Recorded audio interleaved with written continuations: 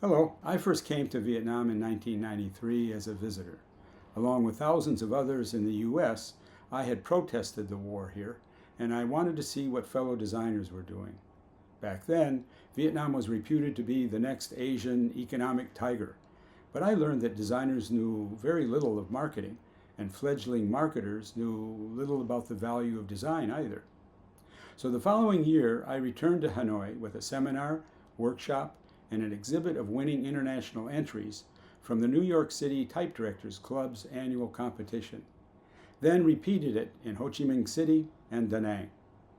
I decided to spend half my time each year in Vietnam, continuing my career and sharing my professional knowledge. To do that, I needed a method, which I developed from leading brand theories of the time. It drew on the notion that an effective brand behaves with the personality of an individual and makes use of functional and emotional characteristics that differentiate it from those of competitors. I called the model strategic brand identity, refining it as we applied it to hundreds of small to large brands along the way. Yet, I've often found that even with a long-term strategy at the foundation of a brand identity system, it can begin losing clarity in a few years. Maybe you found the same thing. So we began thinking of how our services could integrate a brand spirit more enduringly. The result is a new branding model that we continue to develop and that we share with all. We call it Integrated Brand Thinking, or IBT. IBT began with a merger of two methods, the fundamental organization of our strategic brand identity method and the design thinking method with stages of research, analyze, create, and demonstrate. With that structure used for all our services and a more fundamental understanding of brands as a companion of ourselves as humans, IBT makes greater use of verbal and visual metaphors, brand stories, and personas to help brands behave more human-like, enabling them to support customers more closely. When we complete a strategy-based brand identity system for a client's leaders, they have a pretty good idea of the persona that drives the appearance of all the brand's external communications.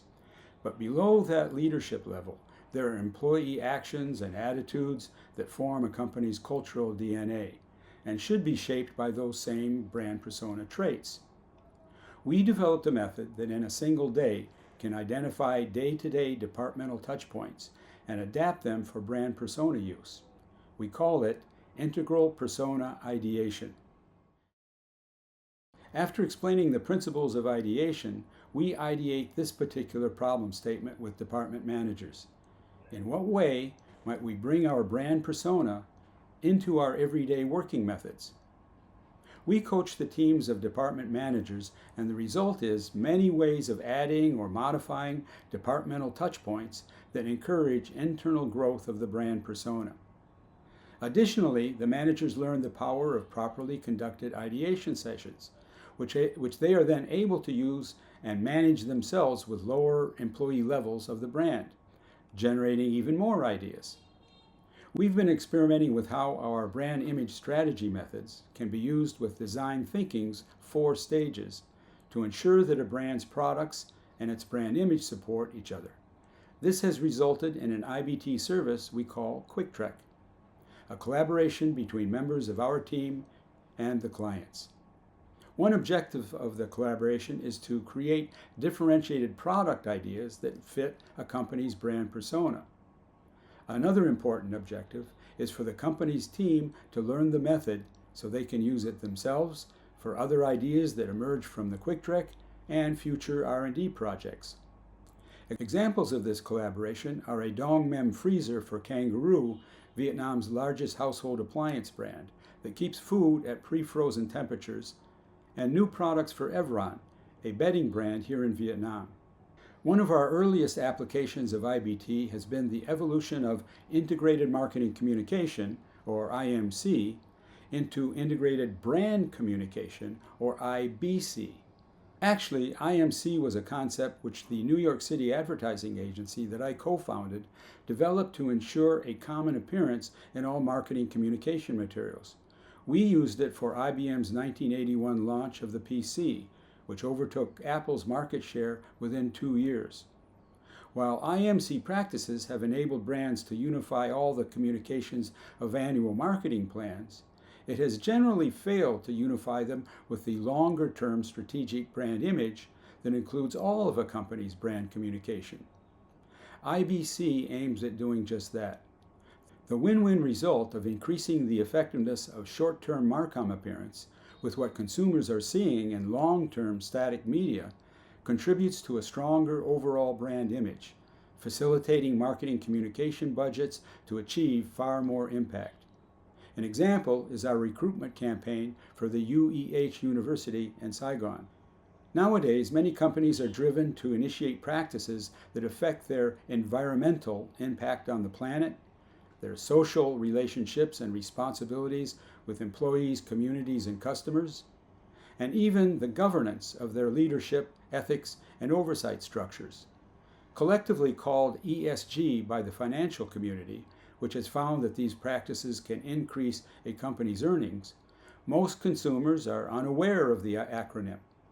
But what's important for us is that consumers the world over are aware and care about the issues it stands for, making it a brand image matter, the expenditures for which do not necessarily result in the earnings that the financial community touts.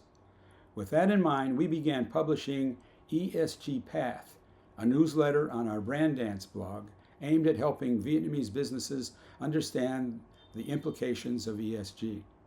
And we have researched and developed a method of helping companies align their ESG practices with their brand image differentiation strategy, resulting in brand communications that are more competitive.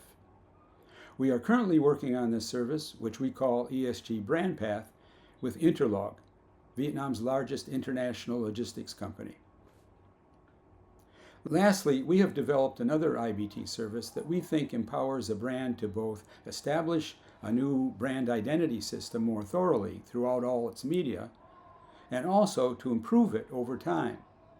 Simply described, this method includes increased reviews of all brand communications implemented by a company over the first half year, and then on an annual basis thereafter, conducting an in-house exhibition of all brand communications as if it were a design competition, a small-scale version of what we've organized for Type Directors Club exhibitions here in Hanoi. Last year, Rio published an update of our comprehensive 2009 book on strategic brand identity with many recent case histories. It was the first of a trilogy of brand-centric books. Next month, the second book of the trilogy, which describes IBT in depth, including the evolution of pioneering brand models from the 1950s, will be initially published by Rio here in Vietnam and later in English elsewhere. I hope that you will find it of interest. Thank you.